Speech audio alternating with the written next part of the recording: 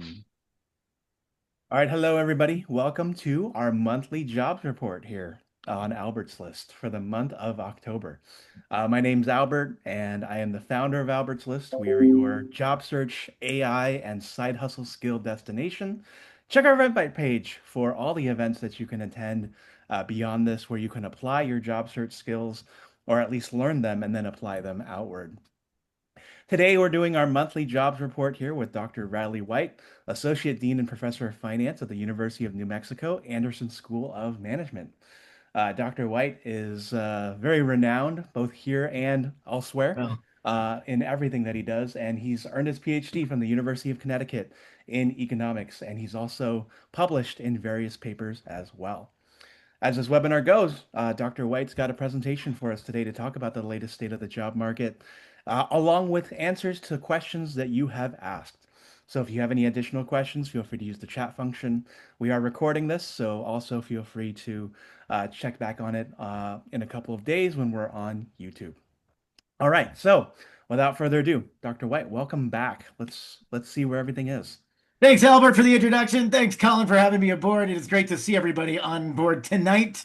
Rocking and rolling from wherever you are, 5 p.m. Pacific time, 6 p.m. Mountain, 8 p.m. Eastern, and who knows where you're dialing in from. Just be sure, if you're operating a moving vehicle, to drive safely and pull over to the side of the road to view the graphics.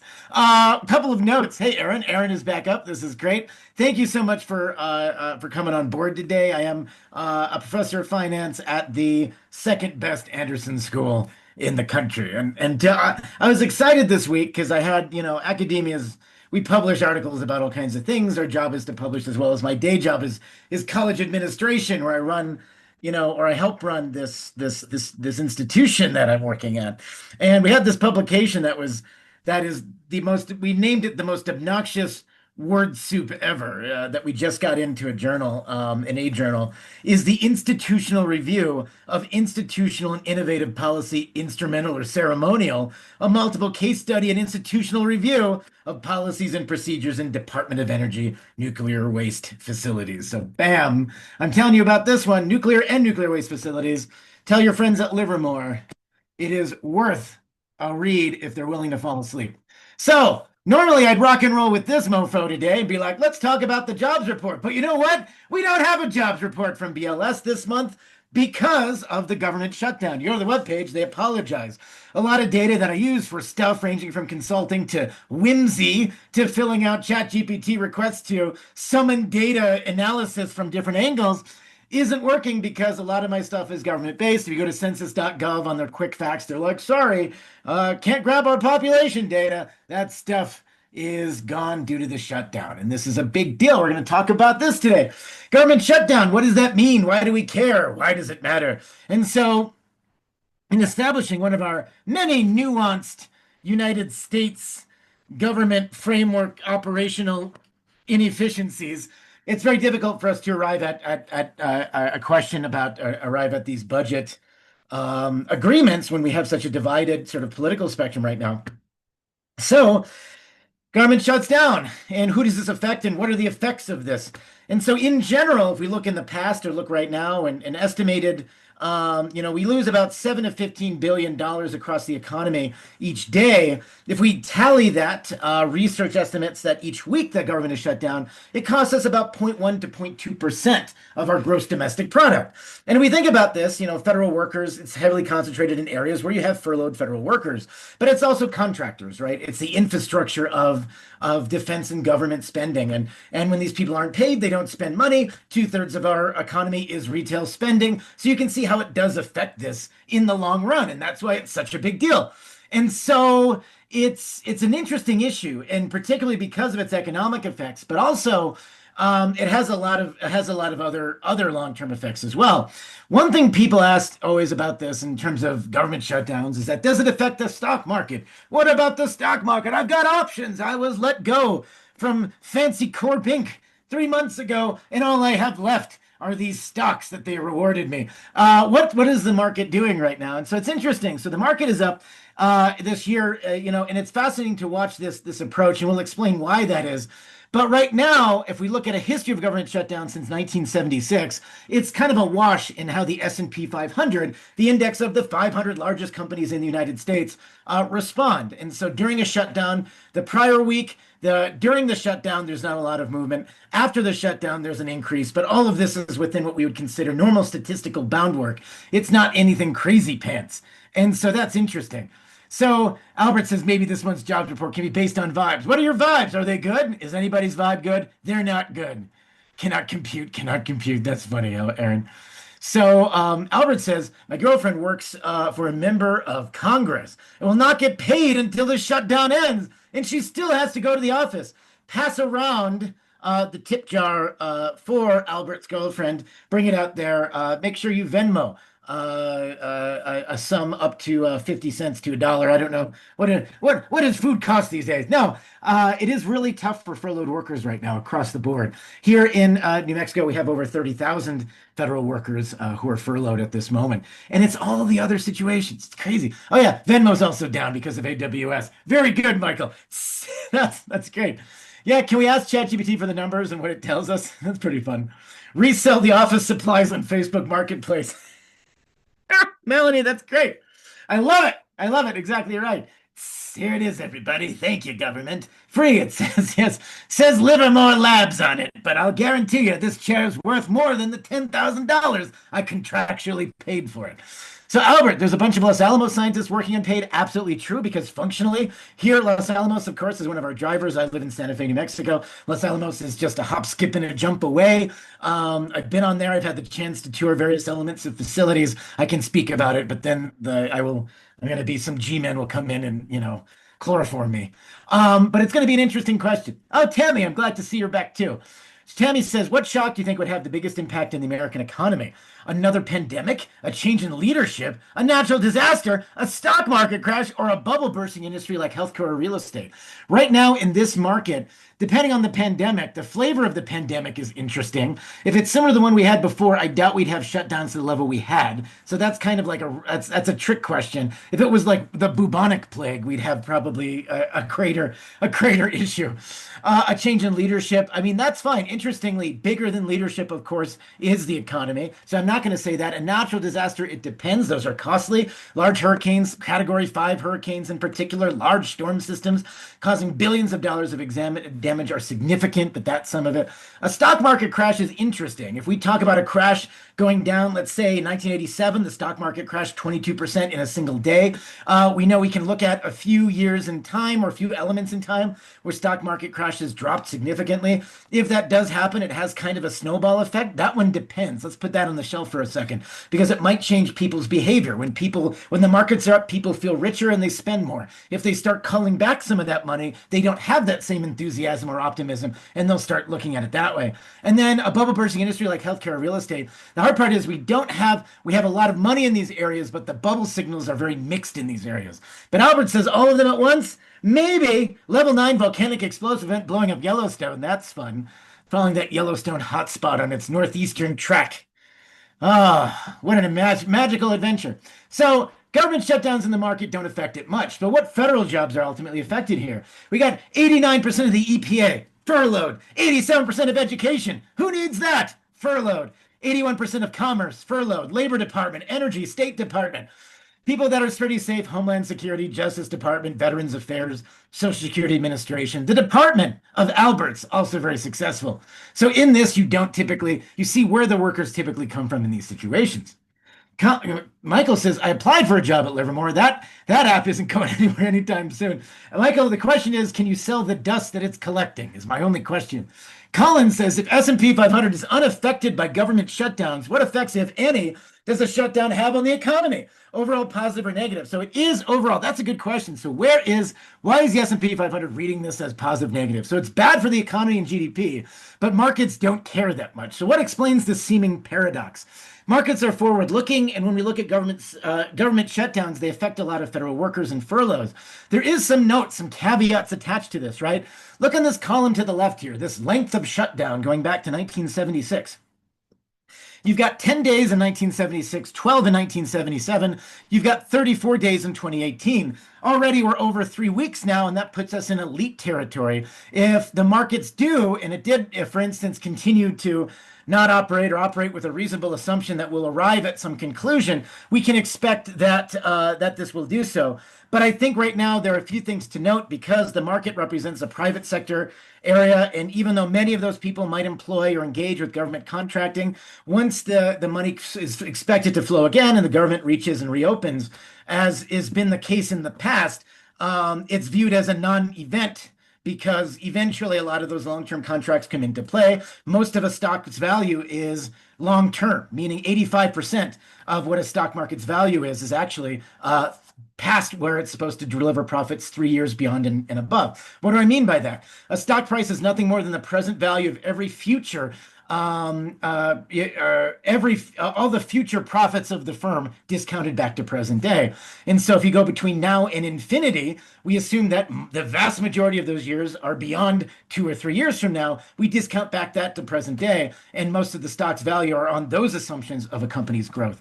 And so this is considered a short-term event that ultimately doesn't see huge effects in the market. The markets move based on changes in long-term expectations. And so things like changes in interest rate change long-term expectations, and that affects the market often. So that's a really good question. So Yokin says, how prevalent are government shutdowns like ours in other countries? The fun part is so one of my favorite, I like to follow other international news sources, not only to make me global and elitist, so I can sit there with a cigarette and quote Camus on the side of the street any day I want to, but also because, because in this case, parliamentary systems usually find a way around this. And if you watched, and I watched the Canadian news interpretation of the American shutdown, and it was actually very instructional. I watched CBC and their instructional news. And they're like, because of this, they don't agree to a budget, and Congress legislates this authority, et cetera, et cetera. But in Canada, of course, in a parliamentary system, as many countries are, those parliaments, if a government doesn't have faith or doesn't produce a budget or the budget isn't approved, the government is assumed to have no confidence, and therefore, as a result, a new election is called and a new prime minister is installed. And so we have this really functionally odd system. And there's also other research to show how, in the United States, and we've been an outlier in a lot of countries because of the stability of a presidential system in an environment where presidential systems often they have tended towards, oligopolistic or dictatorial regimes. It's been a marked hallmark of American democracy to maintain a presidential system without those yet. And so it's interesting we're always viewed as a version of presidentialist exceptionalism in that way. And so it's very interesting. There's a lot of government debates, and anyone in poli-sci can probably weigh in much more eloquently than me on that.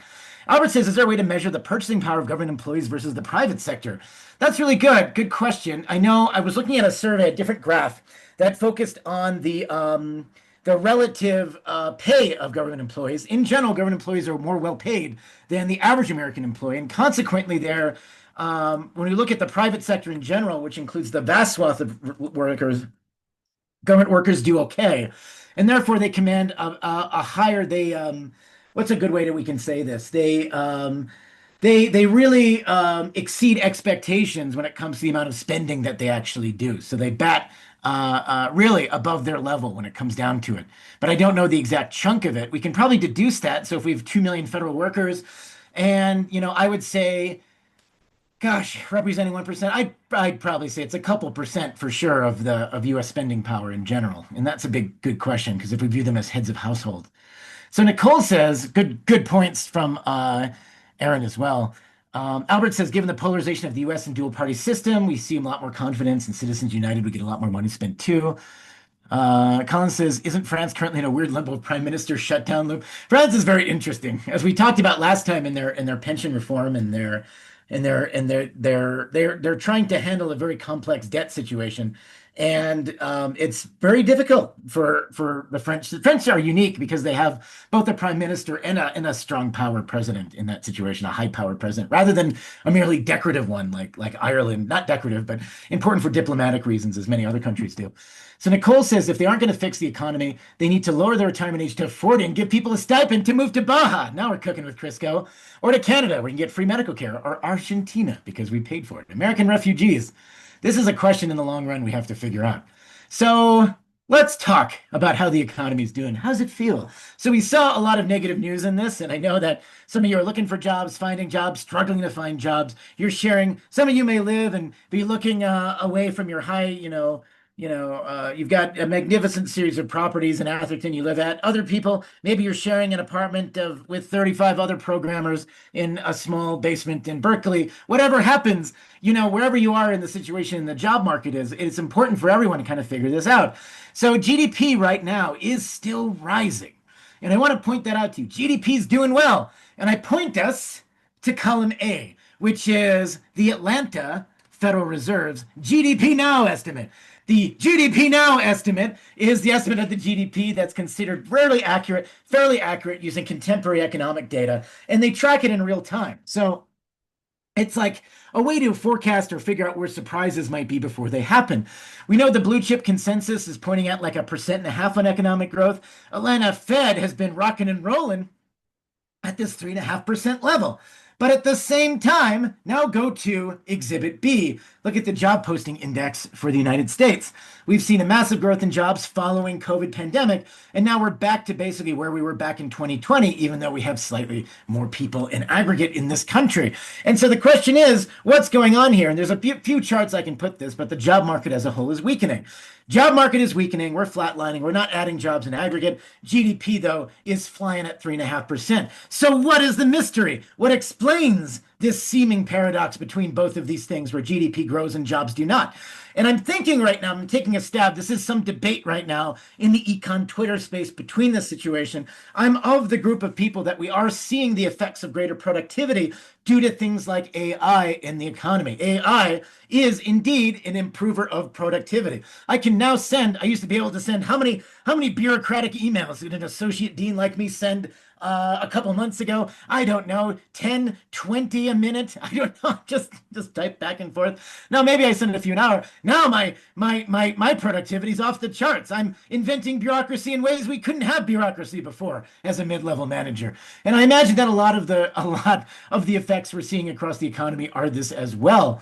And so, yes, Michael's a good point. Energy expenditure is what we're going to talk about, but I'm not talking about energy expenditure yet. This is good. Oh, I see. Colin, data center spending. You guys are having this discussion. So this is good.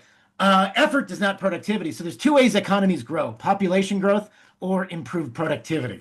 Population growth, we add people, not doing a lot of that. Birth rates are down, and we've cut off a lot of that immigration stream. And we just had data. Perhaps the recent administration has deported around 500,000 illegal immigrants. And so the immigration side has been waning. And so the explanation here is that somehow we are becoming more productive in aggregate based on these measures. And because of all the money being spent in AI and other places, which is part of this, I think some of this is indeed driving some of those productivity improvements that we're seeing across the board. We also have a lot of money being spent, and this is an interesting money. So Albert's point is valid. 500 billion spent on AI infrastructure, 12 billion earned back. That $408 billion delta isn't going to solve itself tomorrow. A lot of money is being put in this era. Is that enough? Is 500 billion enough to show some? Is it merely the observation of investment in this infrastructure? And it's a two-part question. One is the crowding out effect, which says that because we're focused on AI building and infrastructure, we're also not investing in other areas of the economy and not, say, hiring that extra person. We're saving our money and putting it into the AI infrastructure. That's some of the reason for why the jobs aren't following. And this is really interesting. So now, and I had a question in here too about this. So I think the hard part about this, and this is the real talk on this is a very interesting time we're in. And I think in the long run, we're going to be in a position where attribution in economics is really hard to gauge. And we don't realize this for years from now. So as much as I could debate person X about this or Y, I think it's a combination of all these factors. Investment in infrastructure, it's a combination of greater productivity. It's a combination of firms saying we don't need to hire person X if we can do the same thing with the way that we balance productivity through apps and other utilization like ChatGPT et al. However, okay. So this is interesting. It doesn't mean it's sustained like this forever. It doesn't mean like it's sustained over the long run. But I think when we run the research in 5 or 10 years from now, we're going to see that this is a time where this probably started to happen and we started to feel it real time.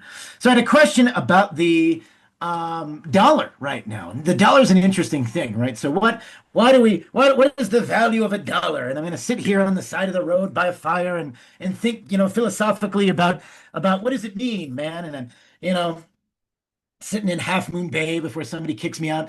So we've got this interesting question about the dollar. Now, the dollar has been inordinately high the last few years. It has been very high. It's been very strong. And it's been very strong because a few reasons. The US was showing economic growth where other areas of the world weren't. The United States is still considered a safe place to park your money and see it as investments. And people put their money in things like stocks and bonds and securities priced in, American dollars. That increases the demand for dollars.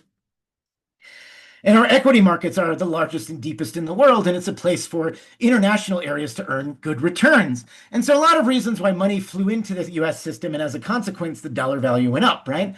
Now the dollar value is going back down, and indeed, it's had one of the worst years we've seen in some time. So, an expensive dollar is good. When you travel overseas, you can buy things for cheap, and it seems very nice to carry the dollar in your wallet. On the other side of the equation, it makes manufacturing exports a lot more expensive for American products and American goods. A weakening dollar has that opposite effect, more expensive to travel, but at the same time makes American exports hypothetically more competitive, barring any other trade war type issue.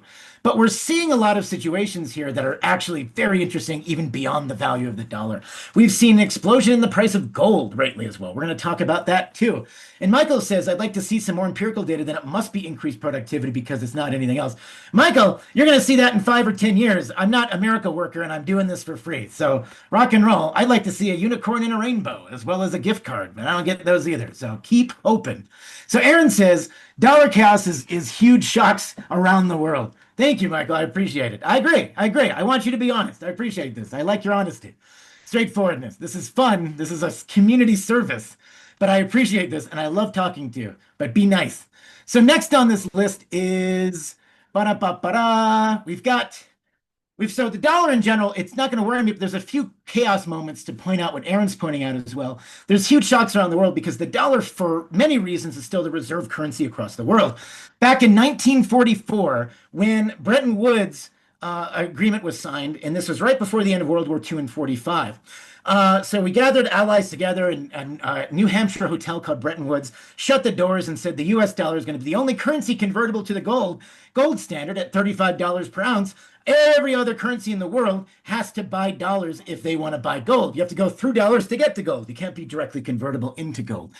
And so we did that, and it was great. And for us in the United States, and at the benefit of us, what it did was it allowed us to become the reserve currency. The dollar expanded. It held sway everywhere around the world. It allowed the United States to extract economically huge benefits from this situation. Now, we're kind of shooting ourselves in the foot fairly lately with the question of our international policies. But one of the areas that's a concern is that the dollar, despite everything, has maintained still reserve status to a high level because we haven't really given other countries an excuse to not. We're still convenient. We're still reasonably predictable. And we're still relatively the primary medium of trade across the world. And so when you have these issues here and you have this situation, people are now looking for potential alternatives to the dollar. They're moving to it. They're buying, central banks are buying gold at an incredibly rapid clip. People are looking at situations where they're looking and saying, hey, the dollar, which has historically been the only way one could buy things like commodities like gold or oil, even after the gold standard collapsed in the 1970s, is now secondary. And this dollar chaos is expected to continue, I think, at least for the next couple of years. Aaron points out that 55% of the world's reserves are holding our gold, while 5 trillion in US government and corporate debt outside the United States. Not small potatoes. So, rush power. So, rising demand for electricity. Why are we increasing demand for electricity so quickly? There's one thing we need to think about, focused on economically, whether, regardless of where you sit on the political spectrum or what your demands or desires might be, and we have to somehow increase the power that we're able to generate, and that we are, and I think fundamentally one of the big questions that we have is how do we generate power, now no power scarcity in a future that demands more and more of it. How do we generate true abundance of electricity?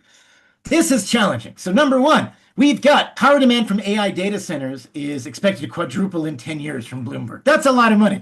A lot of people responding to this saying, oh, that's impossible. But that's a lot of power. And the problem is with power is like any other good commodity or anything else, supply and demand functions within this space. So the more power that we demand, the less we have available, the higher the prices will go.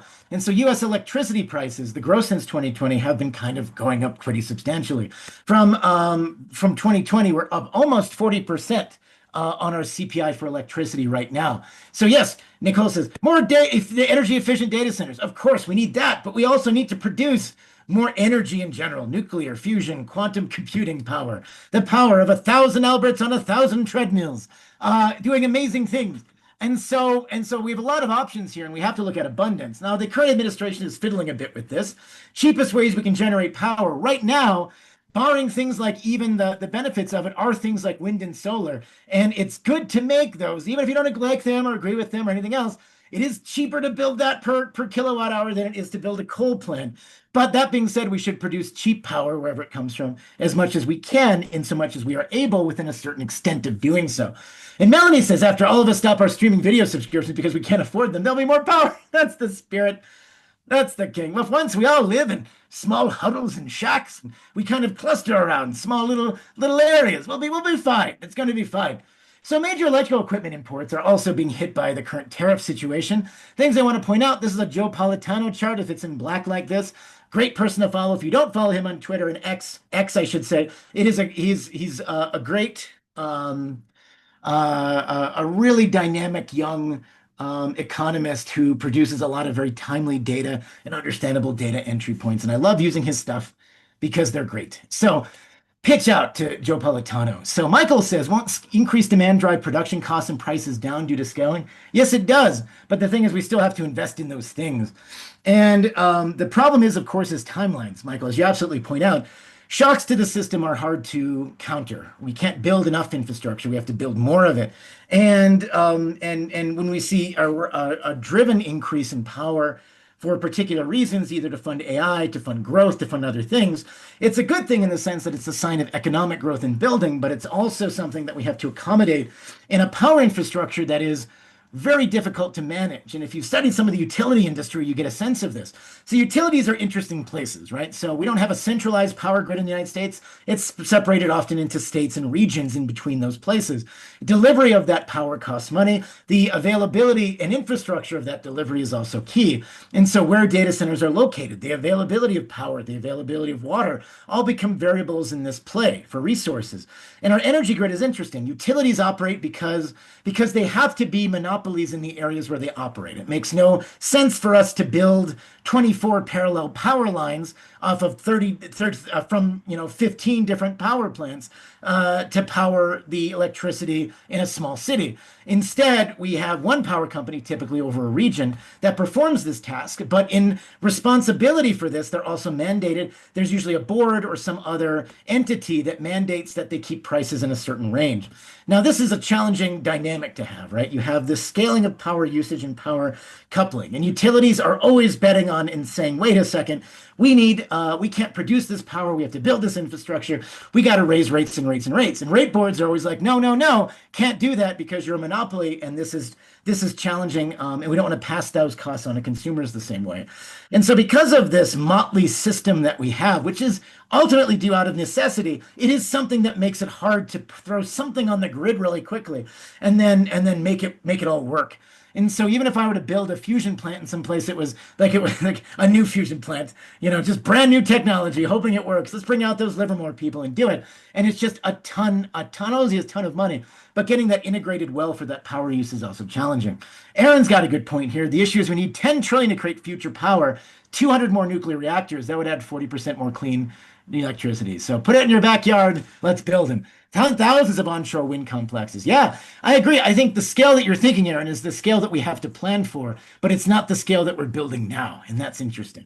So it's a fascinating dynamic. So where are these tariffs hitting? We've got tariffs on batteries at 24%. Copper wire. So if you're out there and your business is, say, finding copper wire in homes, wrapping it up and selling it to a third party, finding copper, that's your job. We just have Albert's, you're just copper wire thieves. If that's your primary position, there are all kinds of opportunities for you to engage this. But right now, those tariffs are really hitting hard. So it's really, really adding a lot to this. Solar panels at 22%, transformers, batteries. We've got all of this makes it more expensive in a time that we should be trying to make it cheaper. So, okay, so let's talk a little bit more about AI a second here. So, businesses, let's go to the right side. Businesses using AI to produce goods and services, the percent of all firms reporting use of AI applications. So, information, 30%.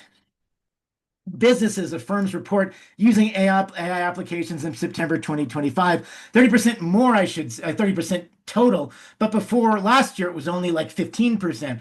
Professional and technical is up to 23. Finance and insurance, 17. We're using a lot more AI. Yay! AI, rock and roll. Michael says, I found copper wire in virtually every house in my street. It's everywhere. I made a mint. That's the spirit, Michael. That's the hustle we see here at Albert's List. Find it. I don't know. Went over to my friend's house, came out with all of their copper goods. Aaron says, if we create a US 50-year energy bonds to raise 500 billion a year to build, then we can roll. Now that is an energy plan that I can get behind, Aaron. A minus. Great work. And lately, this optimism that we had around AI. So this is a little segment from the Financial Times, another great newspaper to check out when you're bored and feeling pretentious and British. The hundreds of billions of companies that are investing in AI now account for about 40%, 40% of US GDP growth this year. And analysts believe it doesn't actually fully capture the spend, so maybe it's even higher. AI companies, and this is that second part, have accounted for 80% of the gains in US stocks so far in 2025. That's helping to fund and drive US growth as AI-driven stock market draws from money all over the world and feeds a boom in consumer spending by the rich. Cigars. All right, let's rock and roll. Let's build that yacht. Park it. And how far can you drive that thing up the San Joaquin? Let's see what we can do. Rock and roll. At least past the tidal boundary.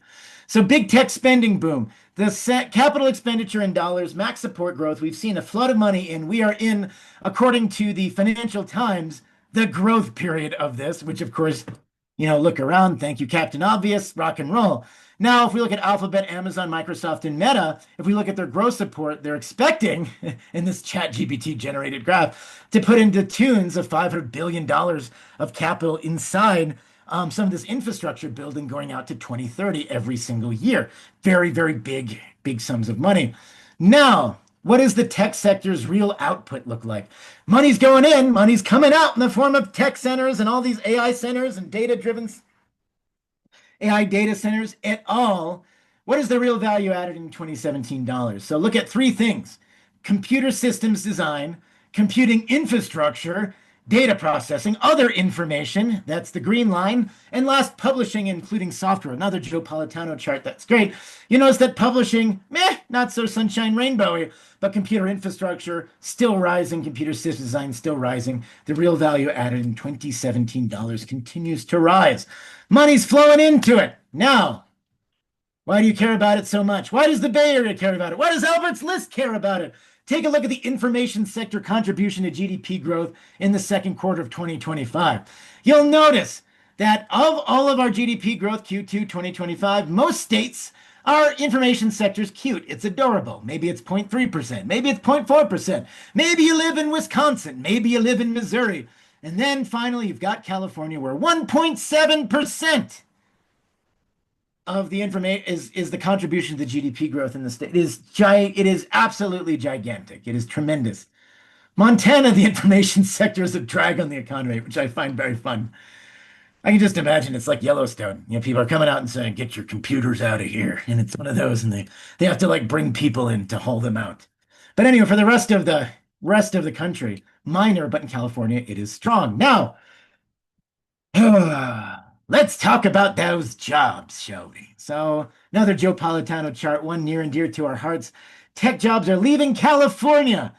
California's share of total tech sector employment. So we've been talking about this pretty continuously for the first 4 years. Is it going to be forever? Is it permanent? Is it improving? And it has indeed dropped from 19% of U.S. tech sector employment was in, as in California, down to a paltry 16% in just 5 years. And that is a big deal. That is a 3% decline, including everything. And it says software publishers, computer systems design, web search portals, et al, et cetera, et cetera, et cetera. So put this together, it means that there is stuff moving out. So is that a death knell for the state? Not really, but it has stagnated. Change in employment since 2020. So a few things. So back when we had that surge of hiring in 22, those other sunshine days, rainbow times, magical unicorn mountain, where people were hiring and overhiring tech. And you came out here, you said, this is going to be great. Ooh, Tammy asked a question about H-1B. I'm going to answer that in a few seconds here. Software publishers about even. Computer systems design showing market decreases over where they were back in even 2022. Computer infrastructure is up, obviously, data processing, web hosting, and related. If you're handy with, a data, if you can build your own data facility and can help it, you can sell your wares, you're likely to have a job. Software publishers, very disappointing. Web search portals are down. Streaming services are down. Total tech employment in aggregate is down. Anecdata from Michael. I keep seeing posts for tech jobs in Texas. Texas even has tech in the name almost. Texas. I'm sure that's been done before, but if not, patent it. Albert says Governor Newsom was giving himself a round of applause the other day for all the movie and TV credits given out, which should create some jobs and economic activity. That's pretty cool too. We do the same thing here in New Mexico. We, like California, California is our big brother in the terms of the way we like to structure our economy as well as our problems. We've got all the zoning issues, but with less of the demand. So we've got this, we've got this tremendous push to be a place. If you're filming something and you want it in a post-apocalyptic landscape, we're your place. We've got some very competitive film credits as well. Great place, and it is a sector to raise in the economy, which is good, of course. It's better than not having a sector, but it is something that is one part of a much larger economic picture. Aaron says the largest shift in technology was between 86 and 2000. We went from dumb terminals to all the diversity of stuff that we built. And California needs to build 3 million more homes. Agreed. Let's do it. Build me some homes, California. Melanie says I was pretty irritated that a movie set in my Arizona hometown was filmed in Espanola. Oh, Melanie, that's right up the road from me. That's great. See, we're from Arizona. So I have two. I was at my sister's wedding 2 weeks ago in Tucson, and I have a brother in Tucson, and it's fun. It is. Arizona is a very different place than New Mexico in many ways, although we're grouped culturally in the same place. So it's very interesting. Espanola is very fun. I wonder, was it? That's really fun that they're. You get what you pay for, though, and we'll do it for cheaper. That's our goal. So right now, it's like right now, what am I here for? I'm an outsourced person speaking about Bay Area economy. This is great. It's what you get. Albert says, agreed with more homes. I have traveled around the U.S. this year, and California weather is unmatched. It would be magnificent. I'd move to California if you built 3 million homes. Just give me one of them. Share of U.S. tech jobs in California. Adam's from Tucson. That's fun. We have our own problems. You do have your own problems. I was driving through here and said, this place is problems. I did. I'm taking unpaid Bay Area internships here at Albert's List. I'm taking your jobs. I'm coming for it. My dad's usually from Castro Valley, so I feel that buys me a sense of faux legitimacy. I'll be one of those people who like, but then I moved back. I'd be like, I'm one of those guys who'd be like, I'm a seventh generation Californian because I moved back. And then I define myself by that. And I don't want to be that guy. So share of US tech jobs in California. So software publishers, of course, have gone down, as we noted. But this is interesting. Web search portals, you can really see the California share drop from like 45% down to like 33%. You see there's a diversity across the country with regards to where these things are going, Texas being one of those places. Bottom right, though, things to be moderately pleased about. California is still dominating tech pay. More than 30% of information compensation goes to California, although really it's stagnated. But if you compare the percentage of jobs, you're still doing, relatively fine. Now, the bottom is the change in non-farm payrolls. Year-on-year changes with the 50 largest metro areas by population. Blue is good. And we're increasing our payrolls. Yay! Red, not so good.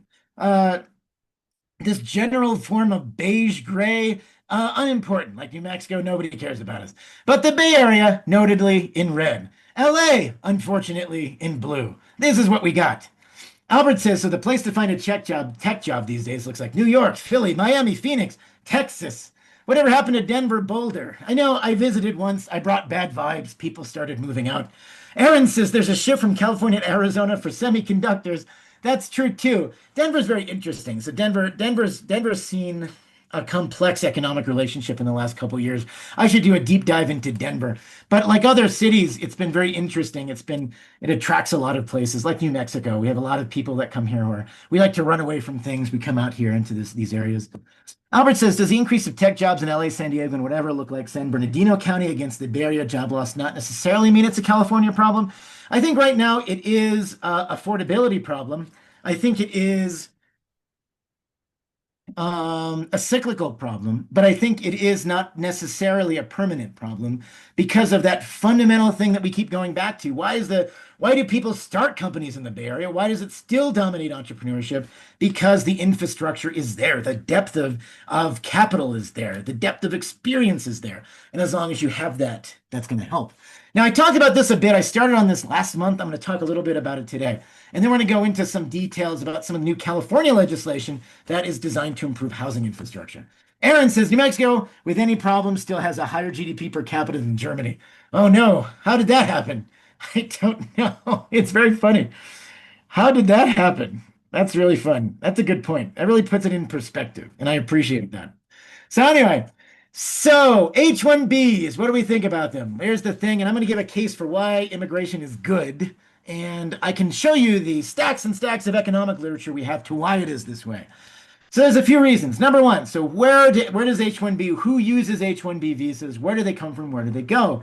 So we go across the board here. You see a lot of tech companies, a lot of large companies in aggregate, from Amazon.com services issuing about 10,000 of these suckers, to Tata, to Google, to Microsoft, to Infosys.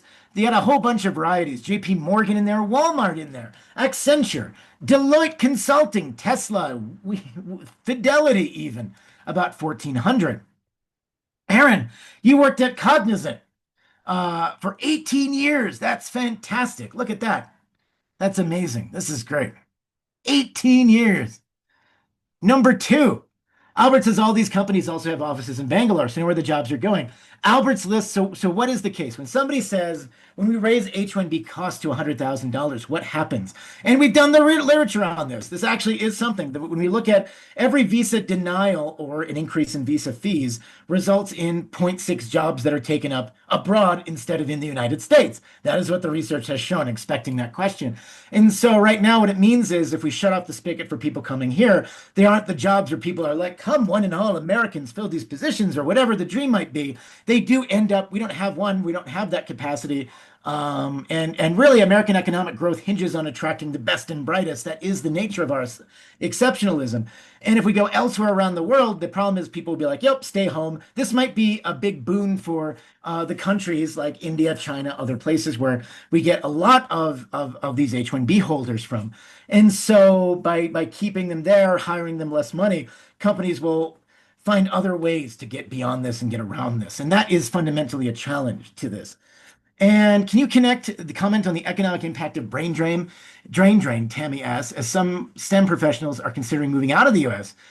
Oh, that would be devastating if that switched for us. I cannot reiterate how much we are built upon the question of being a place where immigrants can arrive and be part of. And why do we care so much about this? So Tammy, to suggest this, I point to the chart on the left about immigration and financial and economic growth.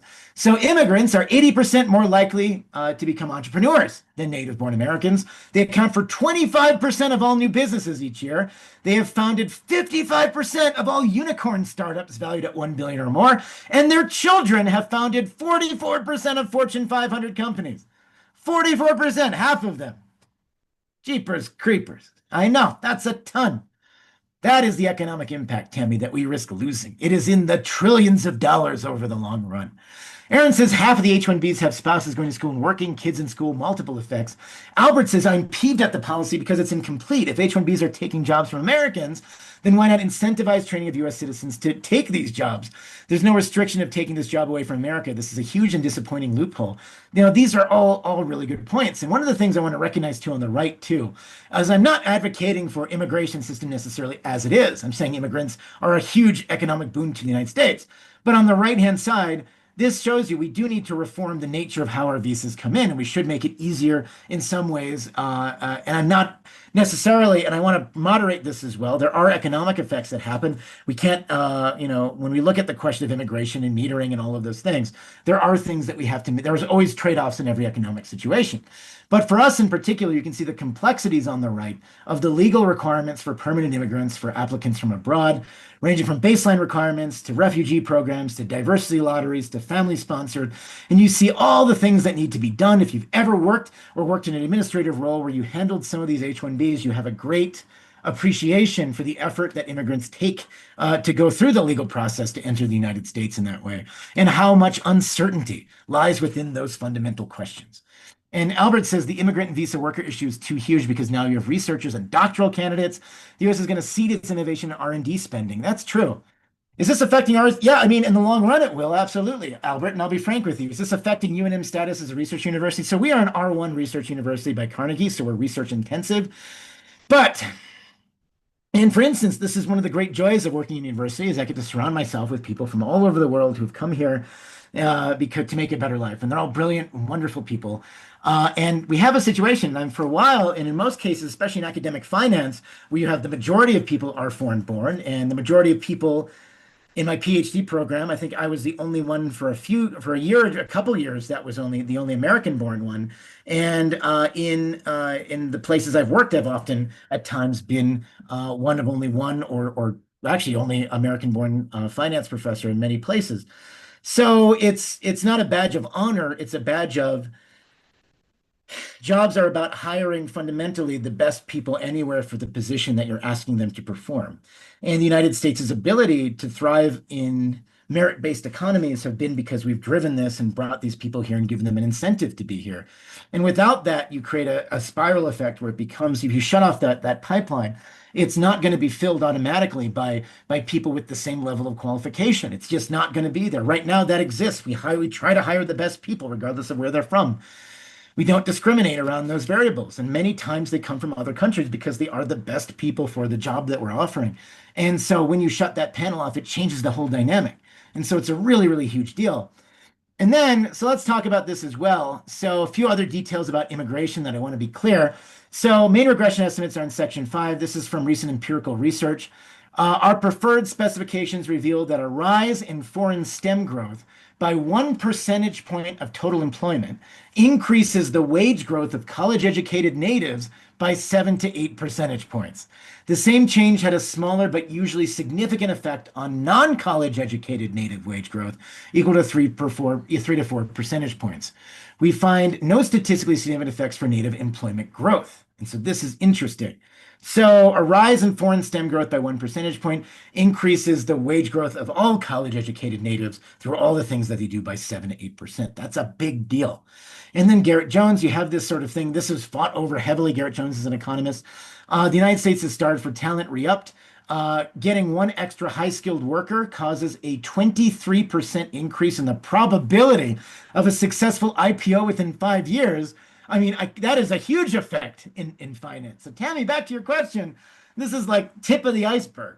So which foreign country will replace our former leadership standing? That's tricky. I mean, the fun part is, any other country, and this is hard part because this is the hard question, Albert, because we're not unique in the United States for tending towards the right wing. If we look at Anglosphere countries in particular, or at least on the immigration, are becoming more nativist in general. I feel like we're in the middle of, it's like watching Gangs of New York or something, where it's like, I'm New York, those kind of things. Amsterdam. Like we've got a situation where we've got this strong nativist American element across many Americans who are focused on demarcating what represents an American and what doesn't.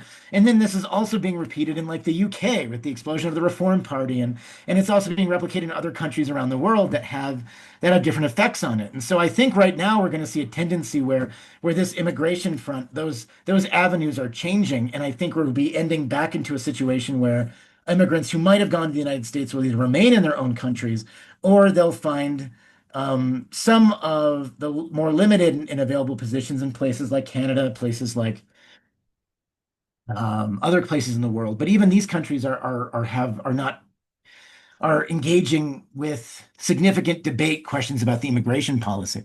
This is really interesting too. I'm curious to Albert. I was thinking about that too. The new Japan's new prime minister, first female prime minister in Japan, and who appears to be super nativist. That's true. Now, Japan's an interesting country because of its nature of its culture and its people. It's maintained much greater homogeneity than other countries in general. And so the question with Japan is very difficult because although she is taking a book out of Abe, I think, with some of I think that was philosophically where she's coming from in this, but she's also engaging some very interesting questions. And so on one side, she's interested in some reforms that I think would make the Japanese market a little bit more dynamic, but on the other side, there is this shut off of immigration, which is interesting, which is ultimately for Japan's problem, as you point out, Albert, unsustainable given its very expected continued population degrowth that's continued to take place. Yokin says the sad, disappointing, infuriating disconnect about talent is that we rightfully discuss how lack of talent stream from abroad will affect our future on the economic and scientific level. Yet at the same time, we completely ignore the fact that we toss great talent and experience aside due to relentless ageism, especially in the tech world. That's a key observation, Joaquin, as well. And I don't spend enough time on this, but I appreciate your perspective. Any ideas how we can tackle that or any expectations that will develop in the future? Will the death of immigrant talent have an impact on older folks' jobs prospects? That's a very good question. Especially, as you're getting and you're advancing in your careers and you're looking at situations, the things that you start to desire, things like stability, things like predictability, become seemingly detached from a very changeable and dynamic space in technology.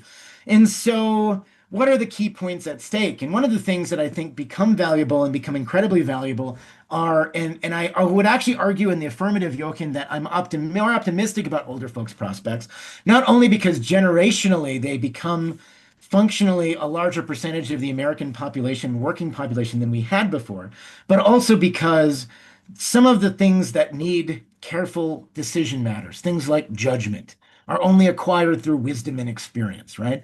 Good judgment, the availability, the honoring of what represents talent and not talent. These are things that I can ask and have asked AI apps to replicate, and I have not been pleased at their decision making. At nuance, at certain levels, sure. At basic levels, absolutely. But the processing power of the human brain and the ability to draw an experience is key. So, Jochen, I'm actually going to be a little bit more ambitious on this too, and say that there's going to be a little bit more optimistic to say that I think there will be. I think that valued wisdom and experience is going to be critical to navigate this space and to hedge on that space and argue and say, look, I can judge and act better, and I can handle a whole bunch of new systems, and I see and acknowledge them, even if I don't know necessarily or possess the certifications behind them, but my judgment remains sound because of the experience of my prior positions. Aaron says, 47 years old. Do you know how long I've stayed alive so long to be here? Albert says the amount of disruption we're seeing now and see in the next few years is something I don't think a lot of people outside Albert's list are ready for. It's hard to be ready, and that happens for higher education. Tammy says age discrimination apparently impacts everyone under 30 and over 40 in the US. It is people, and I'm in the over 40 category myself. So I'll tell you, it is something. Michael says, and there's right there the reason for my skepticism about how much AI can increase productivity, because exactly what you're describing is what AI lacks. That's true too.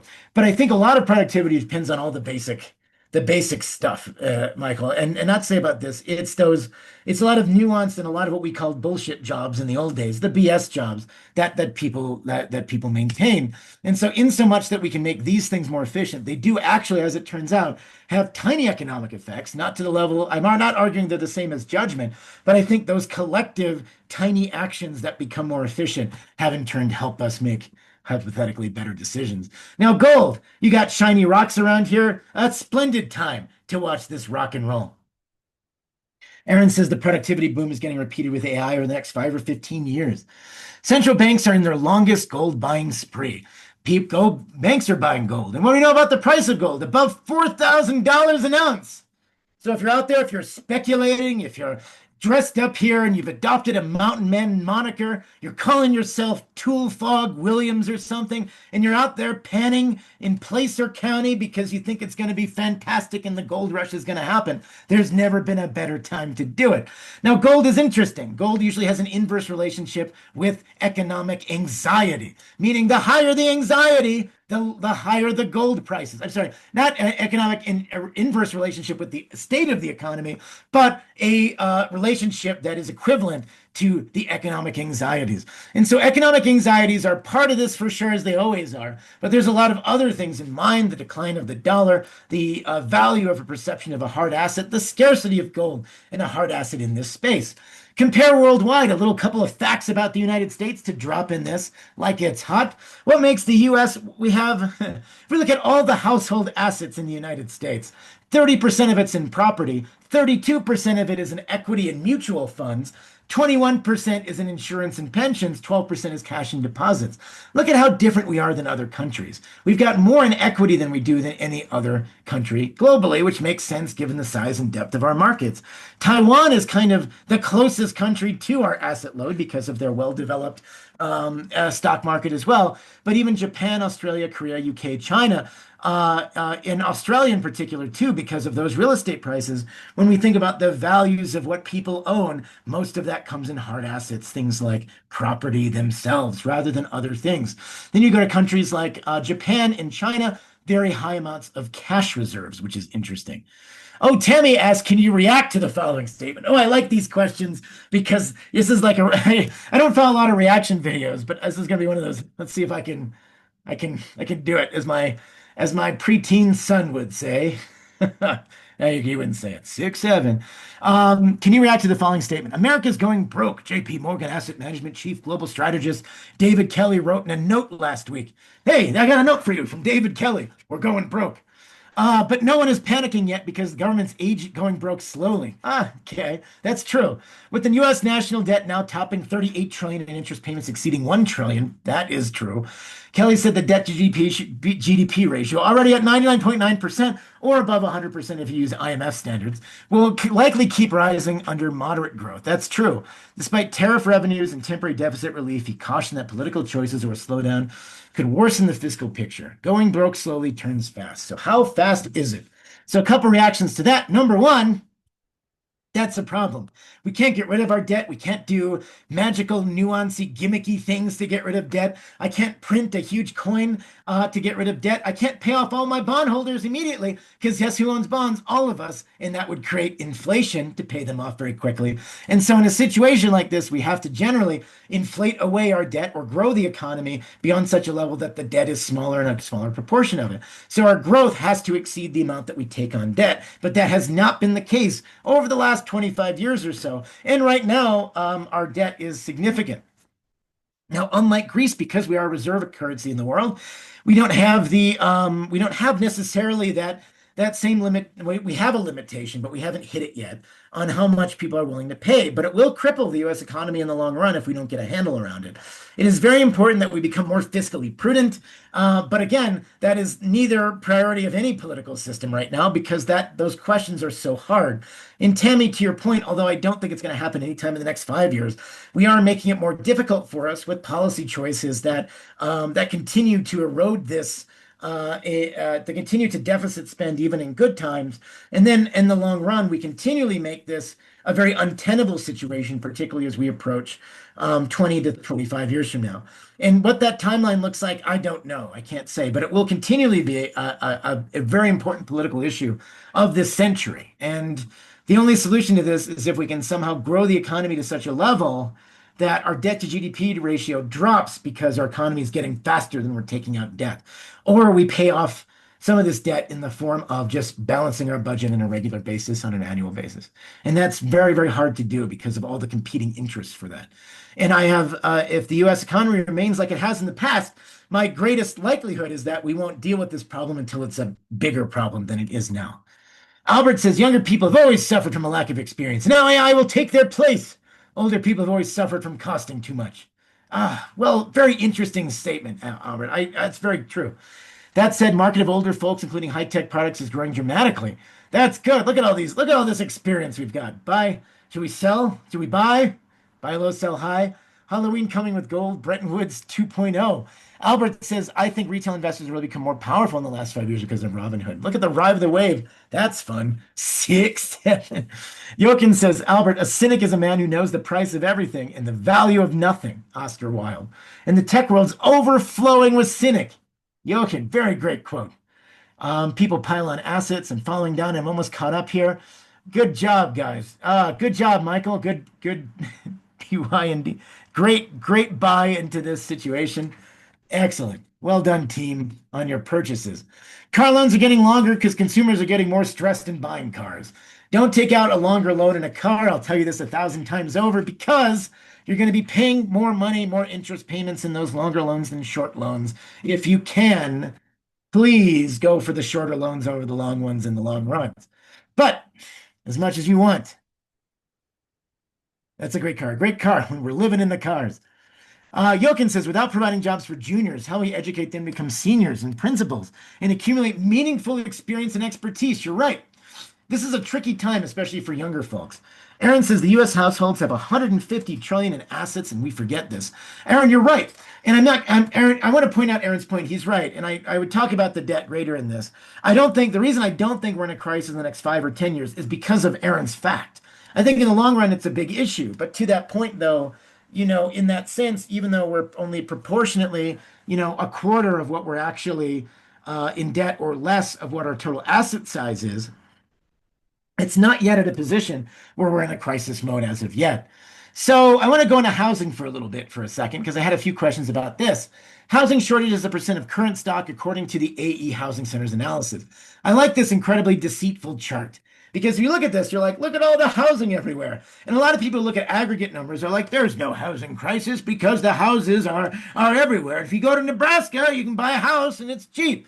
And indeed, the problem is houses have to be associated in places and built in places where there's economic activity. That is demand for houses. And you have to build houses where people want to live. And that's sort of the problem with our housing market is that that doesn't happen. And so the East and West Coast have shortages because people don't build in there. And also that's where a lot of people live. And if we look at the question, and this is another thing, so are house prices caused individually by home prices by investors? Are investors buying up all the homes? Are they taking the homes from me?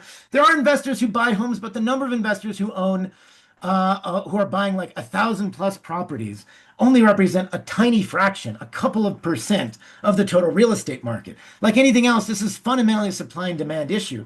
And so, yes, a lot of the investors who buy homes are in fact small investors who buy proportionately very little of this, with 3 to 9 properties being the largest proportion of our investor properties. So these are literally people who just buy a couple of places.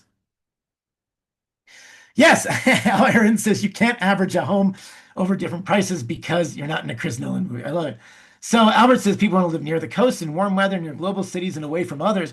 And we got to be true about this. We got to live in places that give us jobs. If people give us 2 job options, it's very hard for us. And as much as I can say, guess what, computer programmers, you got laid off in the Bay Area. Look at beautiful. You can just imagine what you can live off of in, Waterloo, Iowa, or something else. And I'm sure there are properties that you can afford, but are there jobs that will pay you sufficient income in these communities that will then be places where you can live, commute to, and work? Because jobs, again, we have tried to move our economy into one where we can be anywhere we want, but we know the bosses have said jobs want us to be in the office at least part of the time. And so that's become very difficult to maintain. Jochen says, what is the distribution of these 150 trillion among households? Is it a Gaussian curve? I love the Gaussian curve, but I fear that plenty of households don't have enough to survive a serious crisis, whereas a chosen few won't even notice that a crisis is happening. So you're right about the $150 trillion. It is highly concentrated in the wealthiest portion of Americans, the same 10% of the richest Americans who are responsible for 50% of consumer spending, also control most of the assets in those spaces. Is there a decent distribution graph that show who owns how much? I'll take a look on that. Yes, there is, but I'll have to find that for you on that one too. That's pretty good. Crazy pants. Southwest West Virginia. So California. Sorry, I was really working on this one. I didn't have a chance to give this slide. I sent it to a few people who requested them on LinkedIn. You can find me there too, and you can find it. So some things that give me hope for the future when it comes to real estate. So you had SB 79 and you had AB 130, SB 131, Senate Bill 131, all go through California legislature fairly recently. And this is interesting. So going back in time, the housing prices in California. California used to be a pretty cheap state to live in, relatively speaking. Back in my great grandfather's day, when he lived in California, he bought a home for 3 nickels. But the problem is for this, the hard part is, of course, that changes. And one of the reasons it changes are many different things. And we can change things with the best possible intentions and have the worst possible outcomes. And a good example of that was CEQA, right? Let's talk about that. Signed in 1970 by whom? Governor Ronald Reagan at that time. And you created exemptions. Think of the time it was in 1969 in Cleveland, Ohio, the Cuyahoga River caught fire. The environmental movement was in full swing. People were like, whoa, we're destroying our environment. We have to make it better. And so a bunch of really well thought out decisions were made to try to really add a bunch of restrictions to make people build more carefully, more conscientiously for the environment.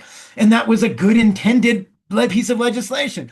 But that same rules, of course, led to abuse. So anytime you had infill and mixed-use residential projects, they were challenged, and over half of these new developments challenged for years by and left in the courts in California to decide and become very difficult. And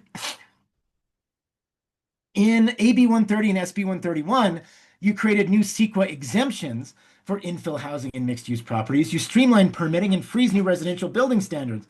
And the corrected end in SB 79, you had that upzoning your transit hubs, which of course was highly variable. And it depended on which part of California that you lived in. As this little chart on the right-aroo shows, if we look at the California Assembly for SP 79, the votes for yes, highly in the Bay Area. I'm glad my economic presentations are having an effect. Good job, Bay Area, except for Marin.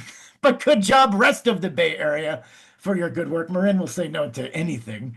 I love Star Trek because it pictures like development on the north side of San Francisco Bay. And I'm like, what a beautiful future, 200 years in the future, where somebody built homes for people in Marin County. And then on the right-hand side, you have the LA area where you didn't have that same level of political support and you had a lot more no's. And so this was, of course, highly volatile. It sat on Governor Newsom's desk for a while, and people were like, what's Governor Newsom going to do? And he's going to do these things. So he signs it, which is great. And so what's the big deal about this? What is the collective benefit of this? So you're doing benefits and zoning, you're improving these regards, you're looking at what problems are in there, and your crafty, very smart and thoughtful legislators are actually getting this work done.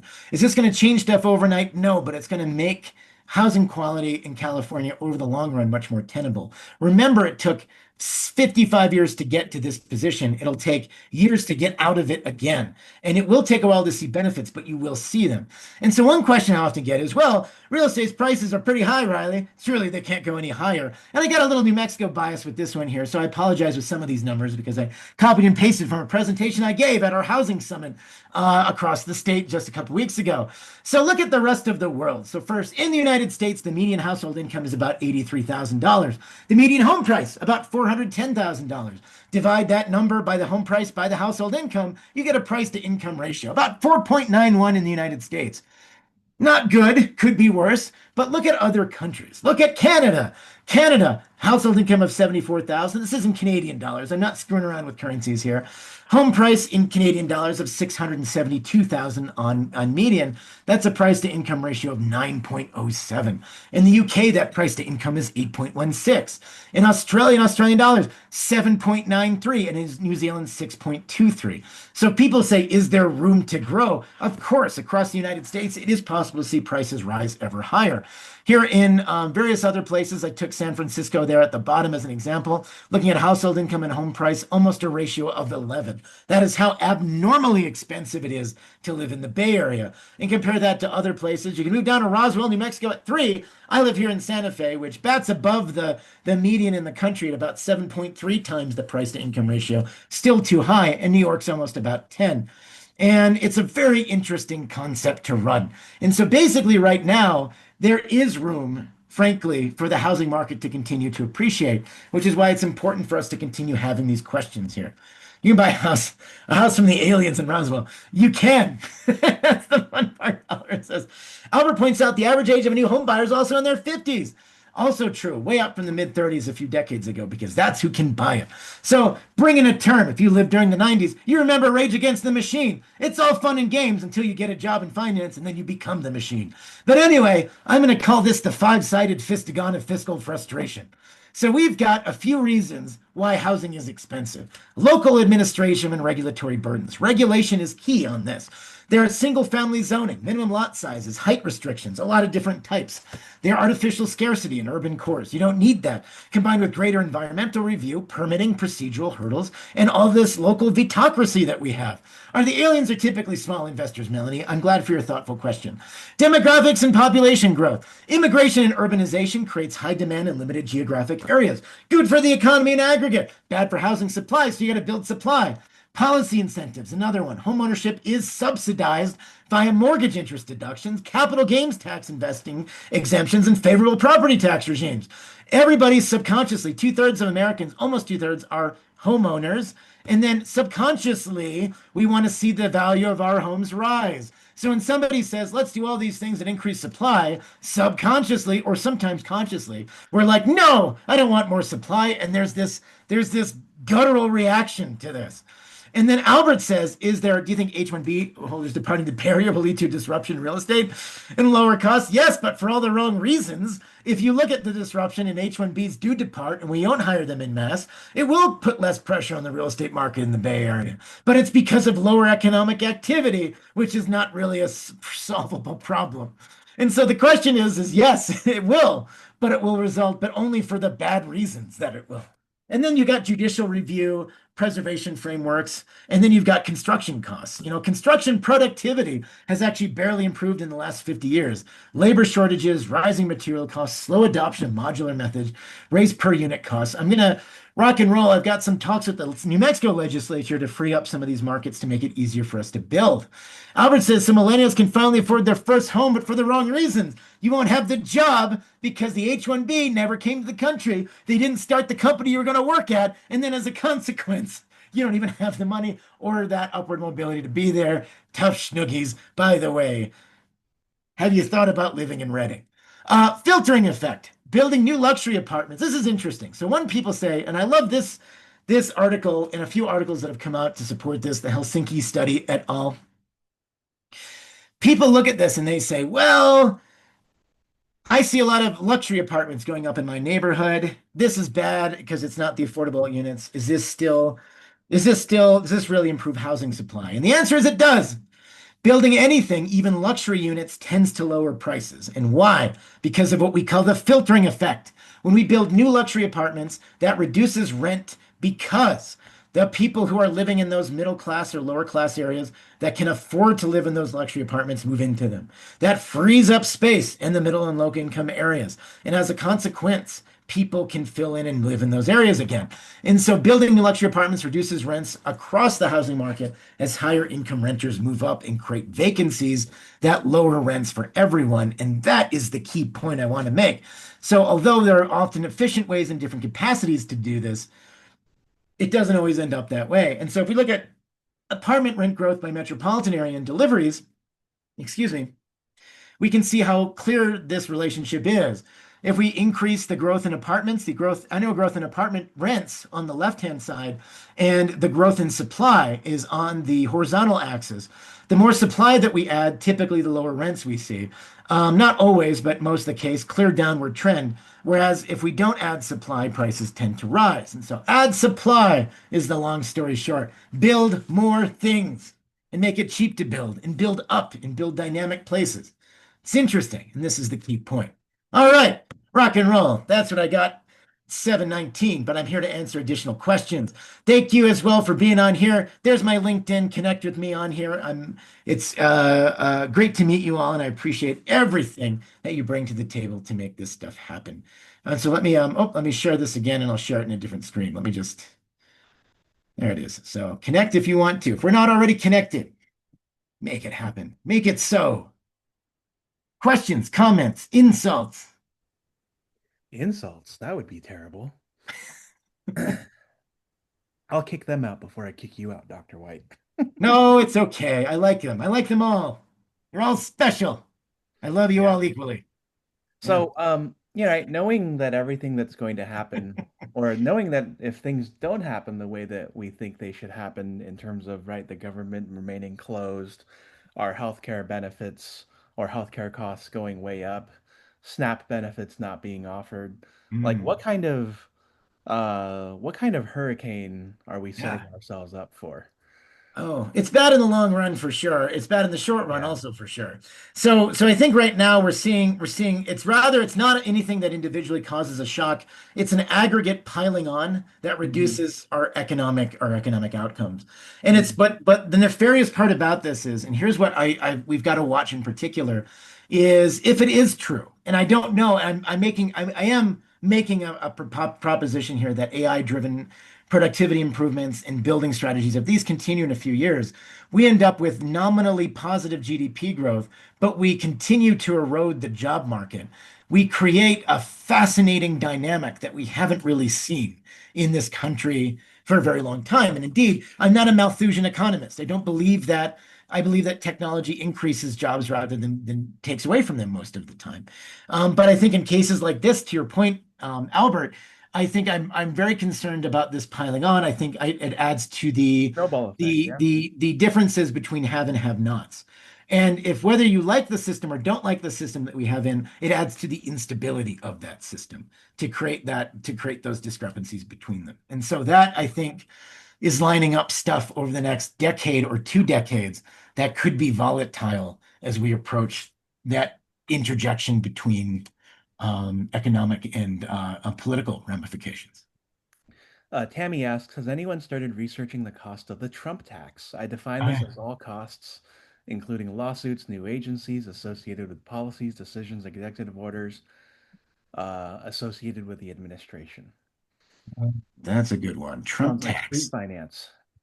I like street finance. Let me read the question. I'm getting up there. Trump tax, all costs, lawsuits associated with policies, decisions. No, this is tricky. I think one of the hardest parts to examine is the effect of these different individually, it is the removal of precedents that is concerning. And so, one thing when we look at things, and I'm looking at the economic effect of in general, the removal of precedents is creates uncertainty. Uncertainty is a form of economic cost if you think of it that way. It's uncertainty in the nature of everything from tariff policy to building to the nature of what's good and what's not good, to the nature of, oh, do I have to lobby the president to get the favors that I need to do or not do? And whether this is temporary or permanent is the fundamental question. And so I look at this question, Tammy, and I say that this is uncertainty is a cost. And it's a cost we all bear because it forces us all to adjust within it. And I think in this situation, it's not adjusting to a different regime. It is adjusting to uncertainty in itself. And I think that is the challenge to do. And so I think that's the collective result of the administration. Oh, Melanie, When Work Disappears is a fascinating sociology book about neighborhood unemployment. I'll Mm. check it out. So, Thanks, we meet man. again on November 12th, so that's, I think, 3 weeks. What do we look at over the next Oh, couple of weeks as we think about job searches and so forth? I don't feel like this particular shutdown is going to end anytime soon. I think we're gonna get the record of all government shutdowns because both sides are deeply dug in. And so I feel like we will see dominoes fall. yes. And so yeah, I mean, Yeah. what do you do as a job seeker? So a couple of things. Number one, I think we are going to see, I think, frustration with the shutdown will result, I think, in greater layoffs at the presidential level of Mm. government workers because they feel like they'll use this They'll use this as a catalyst to lay off actual government workers instead of merely furloughing them. I think we're going to be in the longer it lasts, the more frustrated the president becomes at Congress, and that creates its own additional level of uncertainty. I think that it puts downward pressure on the job market and the economy. I think that people right now can explore different options and focus on different skill sets. I think that the skill sets you have to focus on fundamentally, the stuff that might be relationship oriented, if that is a weak spot for you, build into it. The stuff that allows you to communicate, engage, describe. There's stuff that allows you to evaluate information in a way that's cohesive and I think complementary to AI is helpful. Do not fear it, use it, and use it to your advantage. And I think Colin is great at explaining the benefits one can do to AI to make you one of the Supermensch that take over the earth and respond these people who are AI and AI fluent. I think all of this adaptation is critical. Absolutely, Yeah. 100%. Yeah, I know we're literally at the end of the year now, but I almost feel like perhaps outside of the AI investments that we've seen since Trump was inaugurated, that this government shutdown will also be unprecedented in how many people lose their jobs and so forth, um, and the like. And I mean, we've already seen like a huge gutting of the CDC and these other organizations, and so um, yeah, it's disappointing. It is. And I think it will continue, I think. And then the hard part is, and the nefarious part is, we'll only see those effects. Sometimes they're not immediate, but they happen over years. And Hmm. ultimately, any case, we can always rise and learn rise above any political or circumstance. I do believe in humanity's ability to rebuild and renew. Nothing is the end of the world, except at times it can seem that way, but I guess that the story of hope is that the adaptation portion, because that will be something that we will need to do, and there has to be means to do it in. And I'm very curious how that plays out, Albert, in the next few years. Yeah. So with all that said, I mean, we didn't mention, did we mention inflation and the CPI report on Friday? Oh Do yeah, you have we any didn't actually talk expectations? about inflation. I got too sidetracked. So Albert, you want to kick us off because that's actually a really good point. Yeah, So what do you think? Well, is gonna well, I think it'll definitely be up. I think, all of that'll be up. Or will government spending be so low because all the government workers feel like they can't spend money and that's enough to make it Mm, stable? No, it won't. Actually, I think it is going to be up. So, yeah, Bank of America came out with kind of a new hedge on this. And although the headline, I think, CPI from August was like 2.9-ish, I are we think going this back into the is threes? yeah, I think if we go back to August, I have to double check that number, 2.9%. We are seeing those aggregate tariff effects. I see more cause to see it go and remain around 3% than I do to see it lower. I think Bank of America came out and upped their expectation to above 3%, like 3 to 3.1. So, and that's being echoed by a lot of other folks on board. And so I think the number to watch for is it above 3. Mm, mm-hmm, mm-hmm, mm-hmm. And I mean, Powell will probably lower rates on the 29th anyway, right? Yeah. Well, yes. So that okay, and no. So let's talk about that. He doesn't have job. He's working with ADP jobs data. Again, the younger stepchild of our BLS jobs market situation. Not bad data, but the problem is right now, so he's in this rock and hard place situation, the Fed. The Fed wants to lower rates to stimulate the economy, but he's worried about inflation. If inflation is higher than 3, I'm going to start doubting that figure, Albert. I'm actually going to say that I actually suspect that they may head that off at the pass. And what's the current prediction market on that bad boy? What is the bets on that? Let's look it up. Um, What do we got right now? What's cooking? And everybody look at this as we're looking for well. the CME group bet, right? The Fed Watch Yeah, see me do this. See me has a good predictum, and then 96.7% yeah, I think drop that's in still Fed. likely. I think they still, at the end of the day, are going to do it, but I still think, and let me just see. I want to see if that changes if headline CPI ends up being different. Yeah. So let's see. And And they're also pricing in lowering it to 3.5 to three and three quarters in December. That's at a 96.5%. Oh yeah. Yeah, and then in January there that's 57.8 to be at 3.25, and 40.8 to hold it steady. So That's right. That's right.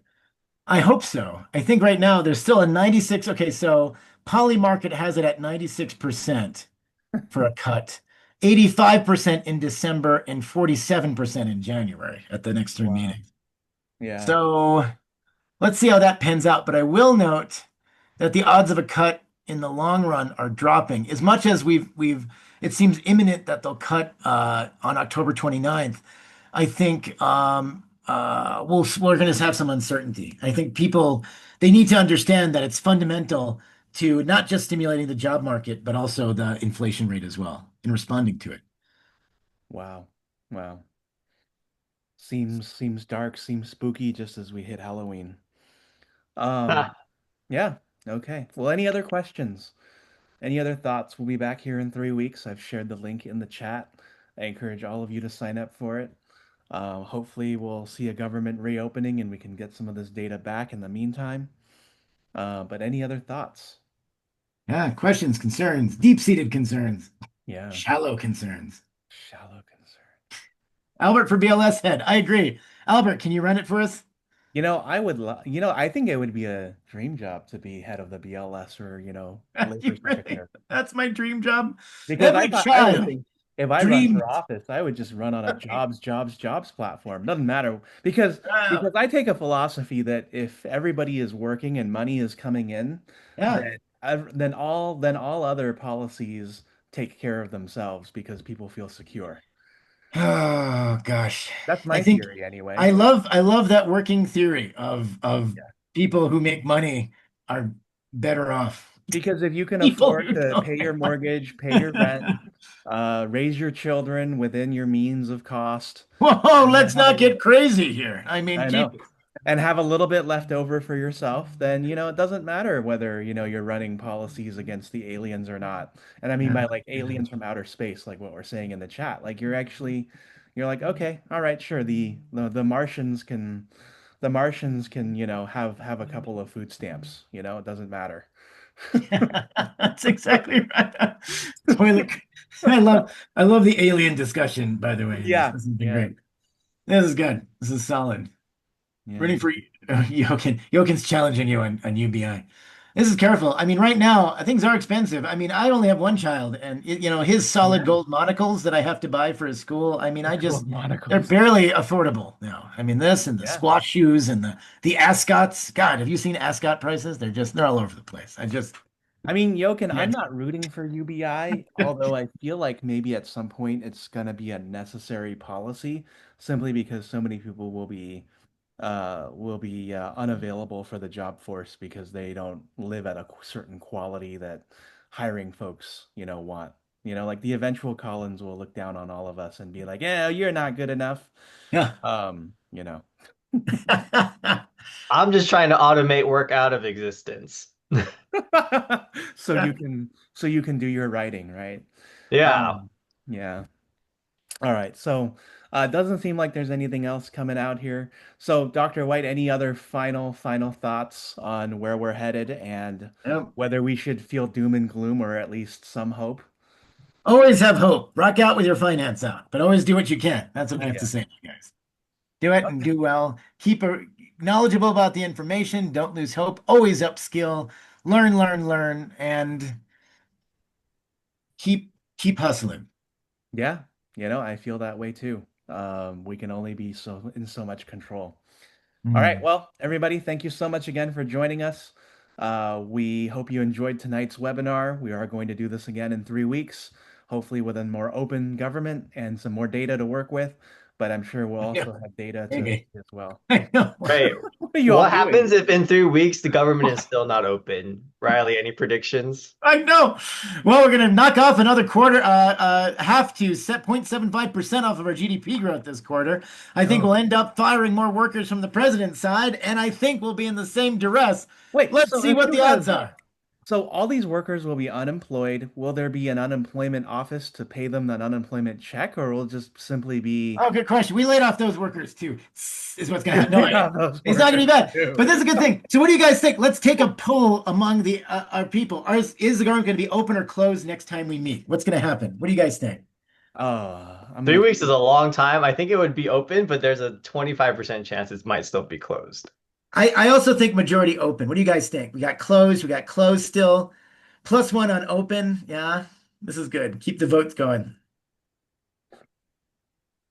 Lean open. It might open then close again because Trump. This is great. We just crowdfunded this. This is Yeah, going. because they're going This to is a agree form on of the a index, they're going Albert. to We have agree on to. a 2 week continuing resolution, and then they're going to be right back to step one, right? Oh, this is great. Sorry, I got a question too from Vikram This too. is Why do called prices? outsourcing. Oh, Vikram has a question here that I have to answer Oh, because it's so good. He says, "Why do prices once they go up don't come down?" And I want to point this out to you because the majority of people, there's a study, and I know the answer to this. So it's like you studied your whole life to answer this question. So 1998, Robert Shiller comes out with a paper. He pulls a bunch of economists as well as non-economists, and he asked the question, if prices went up a lot, should the government intervene and try to lower prices? And if you're not an economist, you say, yes, of course, the government should intervene. If you are an economist, you say, no, no, no, government should not intervene to try to lower prices. Why? Because the big reason is once prices go up, the only mechanism by which prices can come down naturally is a collapse in demand. You have too much supply and not enough demand, and that is a recession. And so, economically speaking, prices don't come down unless we are in a severe recession and there's a demand collapse. But the perverse part is that means suppliers supply less goods during that demand collapse, and we end up in the cycle of a downwardly spiraling economy. The economy gets smaller, less wealth goes around, and that's the problem. And so, that is a big King issue Volker. there. So like, the Crush things will aggregate just cost demand. more and more, but wages barely move, and minimum wage remains at $7.25. Right. And so your purchasing power just continues to erode until what? You start protesting like the French? That's right. We Wait, all wait. we all mean revert to the French. If the Yeah. government should not interfere with an increase in price, then why does the government interfere with price gouging? Or should they interview with price gouging? So this And is a good Trump has question. put So price floors, I believe, on certain good. markets now too. So And you it don't want should to be also not have a absolutist. price floor. We should not be subsidizing Right. corn. So it depends. Like Or ask beef, yourself the question. So Argentinian beef now. right. Ooh, ooh. So one question I would ask to this is markets, when we think of fair markets, have a lot of buyers and a lot of sellers, right? Yeah. That is, to our current knowledge, one of the most efficient ways to distribute fairness across the system, right? You have buyers, sellers, you match them, fair prices, fair sellers, and it has to be competition on both sides. Can put left buyers and some sellers. Sometimes you don't have that competition. Sometimes there are reasons for that. We can see companies tend towards oligopolies. Sometimes they can be good or bad. And there's other issues involving that as well. Generally against market interventions of that sort, Colin, to your point, and for the reasons that you specified. And I think that, and I'm not in favor of subsidizing the agriculture complex, and I'm not subsidizing this. I think the government can intervene in shock scenarios that result in human costs, because this is where that scenario comes in. Because one of the other aspects is a differentiator we have to make is I can argue with, all right, so I'm selling widgets on Amazon and suddenly no one wants to buy a widget. Boo, my company goes out of business, but I'm still okay.